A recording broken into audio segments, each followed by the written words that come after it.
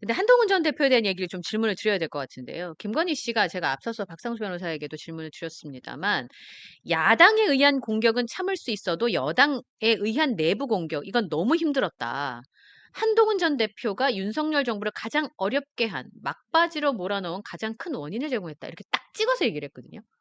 어떻게 생각하세요? 아니, 저는 어제 그 심평 변호사가 나와서 한 얘기, SNS에 올린 얘기에 주어와 단어 몇 개만 바꿔놓고 그것을 윤석열 전 대통령과 김건희 여사가 스스로 한번 물어봐야 할 거다. 어떻게요? 뭐라 그랬냐면 한동훈이 어떻게 그럴 수 있었을까? 한동훈이 배신하지 않았다라면 그의 앞에는 무한한 영광이 있었을 것이다. 아, 라고 하는데, 본인이 안 했다고는 했어요. 예, 김건희 씨는. 그 말은. 그랬나요? 예, 그 예. 아니 심평 나중에 변호사, 변호인단이, 변호인단이, 예, 이게 안 그 했다고. 심평 변호사는 완전히 그 가짜뉴스 생산자네요. 그러면. 근데 지금 오늘 심평 변호사 한 내용 중에서 그 비슷한 내용은 있어요. 그러니까 어쨌든 윤석열 정부를 가장 어렵게 한 사람이 야당이 근데 아니고, 어쨌든 그 SNS에 올린 글 중에 윤석열 전 대통령이 그렇게 하지 않았더라면, 윤석열 전 대통령이 반대로. 계엄을 하지 않았더라면, 네. 윤석열 전 대통령의 앞길에는 영광밖에 없었을 것이다. 무한한 영광이 있었을 어. 것이다. 아니, 윤 대통령이 국민을 배신하지 그러지 않았더라면 않았더라면, 그렇죠. 제가 마침 어제 SBS 출연할 때 그 문구가 나와갖고, 네. 저기에 주어와 단어 하나만 바꾸면 윤석열 전 대통령과 김건희 여사의 책임과 관련한 얘기가 된다. 뭐 좋아하는 얘기 중에 하나가 군자는 자기에게서 문제를 찾거든요. 그렇죠. 그런데 그 소인배들은 남 탓을 해요. 사실 남 탓하는 거는 이제 좌파 진보 진영의 그 레토릭인데 이것도 본인들에게서 문제를 찾았어야 한다고 생각합니다. 아니 그래서 정말로 그러면 논리적으로 본다면 한동훈 전 대표가 김건희 여사에게 도이치모터스 주가 조작 참여하라고 했습니까? 한동훈 전 대표가 반 클리프? 아펠. 반 이름도 잘 클리프 앤 몰라. 아펠 네. 목걸이하고 뭐 귀걸이하고 브로치 받으라 그랬어요? 파우치백 한동훈 대표가 받으라 그런 거 아니잖아요. 근데 그런 것들이 켜켜이 쌓여서 2024년 4월 총선에서 우리가 대패했고 그 이후에 뭐 여러 논란이 있었지만 한동훈 전 대표는 얘기했잖아요. 아 이거 국민 눈높이 맞지 않으니까 차라리 우리 정부 때 이 문제 풀고 가는 게 좋습니다. 뭐 특검이든 아니면은 검찰 조사든 이렇게 특혜성으로 인식될 게 아니라 국민 눈높이에 맞는 조사가 필요하다라고 얘기했잖아요. 그것만 받아들였으면 계엄까지 갔을까요?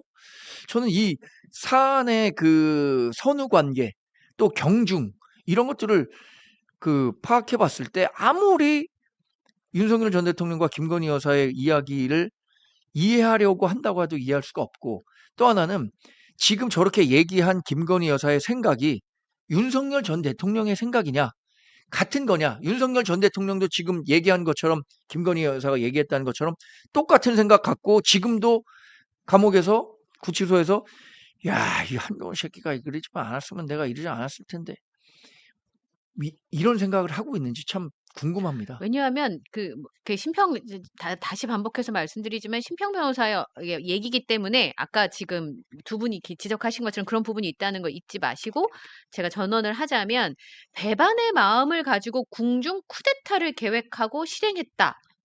심평 변호사 그렇게 보고 있고 그리고 그 궤적을 한동훈 전 대표가 따라갔다라고 인식을 근데 그 본인의 인식과 가치를 공유하고 있다라고 얘기를 했거든요. 궁중 쿠데타. 저는 이 단어가 되게 신기했어요. 궁중 쿠데타라는. 왕정이야 왕정. 그러니까 궁이 있어 궁이. 우리 구중궁궐의 음모 뭐 이런 것들 다 없애자고 한동훈 전 대표가 얘기했었던 거예요. 한동훈 네. 전 대표 얘기 중에 재밌었던 게 구중궁궐 사극에서나 나오는 것 같은 권력 정치 암투는 우리 당에 없습니다. 이 얘기를 했었거든요. 뭐 비대위원 회의에서. 근데 지금 얘기하고 있는 것은 정말 왕조 시대에 살고 있는 본인이 절대 권력을 갖고 있고 정말 본인에게 충성을 해야 하는 신하 이런 사람들이 역적이 됐다 이렇게 평가하는 거잖아요. 이 역적은 어떤 사람들이 역적인가요? 우리 그 공화정에서는 국민의 뜻에 반하는 행동을 하는 사람이 역적이죠. 그렇죠. 맞아요. 맞아요. 특정 개인이 권력을 가졌다고 해서 그 사람의 뜻을 무조건 따라야 한다고 한다면 그건 북한과 같은 사회 아니에요? 이런 생각을 갖고 그 국정에 임했다는 것 자체가 만약에 그랬다면 정말 이런 결과가 그 필수적으로 일어날 수밖에 없었겠구나라는 생각도 하게 됩니다. 예. 사극으로 비유를 하자면 비유하면 안 되지만 조선시대 때 중국과 우리나라 일본의 차이, 신화의 차이가 중국과 일본에서 절대 볼 수 없는 장면이 나오거든요. 아니되옵니다. 아. 아니되옵니다를 중국과 일본에서는 못해요.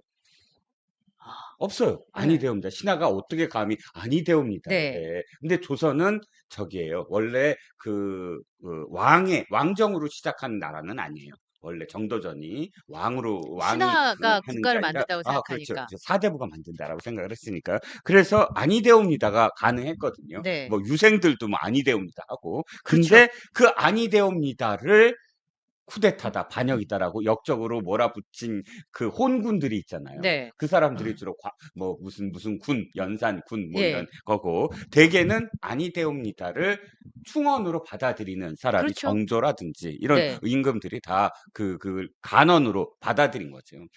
과거에 이 지부상소라고 해서 네. 도끼를 쥐고 감히 이 상소를 올린다라는 사람들이 아니면 자르라는 거죠, 있었습니다. 대목을. 그렇죠. 예. 이 상소가 내용에 마음에 들지 않으면 내 내 목을 목을 쳐라. 쳐라라는 그 절개를 갖고 그 대통령에게 고언과 충언을 했던 사람들이 있는 거예요. 저는 이런 비유를 하는데 한동훈 전 대표 시절에 제가 당 대변인 했잖아요. 예.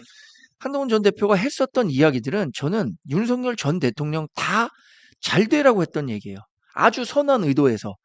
이렇게 하면 윤석열 전 대통령 민심으로부터 멀어지니까 민심을 챙기라는 차원에서 여러 얘기했습니다. 뭐 의대 정원과 관련한 얘기, 김경수 복권과 관련한 이야기, 김건희 여사에 대한 사법적 처리와 관련해서 적어도 국민 눈높이에 맞는 그 검찰 조사 정도는 있어야 한다.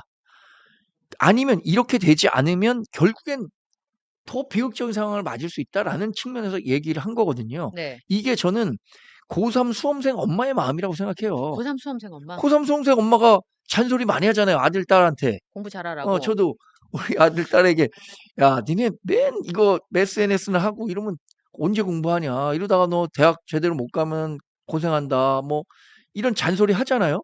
그게 아들, 딸이 싫어서 하는 얘기입니까? 아들, 딸을 너무 사랑하니까 하는 얘기예요. 또 그렇게 하다가 인생의 중요한 시기를 놓치고 네. 우리 먼저 살아봤으니까 네. 그런 사랑하는 마음으로 잔소리를 한 건데 잔소리 듣는 그 사춘기 학생의 아들, 딸의 마음은 뭐가 정말 짜증난다. 뭐 이렇게 엇나가는 거잖아요. 아, 그쵸. 부모님 잔소리 들을 때 예. 공부하려고 이게 했다가도 엇나가면 안 안 하고. 되는데 네. 그래서 이제 무척 엇나간 거죠. 지금 예. 윤석열 전 대통령은 당시에.